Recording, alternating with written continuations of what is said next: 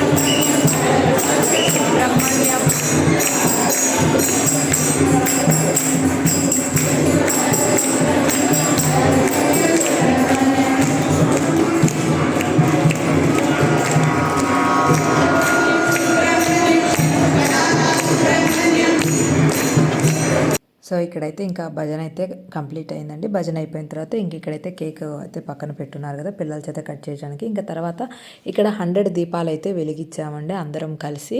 మీకు అందరం వెలిగించిన తర్వాత పూర్తిగా అయితే చూపిస్తాను. ఇంకా స్వామివారి ముందర 100 దీపాలు అయితే వెలిగించేసి తర్వాత పిల్లల చేత చిన్నగా కేక్ కటింగ్ అయితే చేసిన తర్వాత ఇంకా అందరికీ కూడాను ప్రసాదం అయితే డిస్ట్రిబ్యూట్ చేసామండి.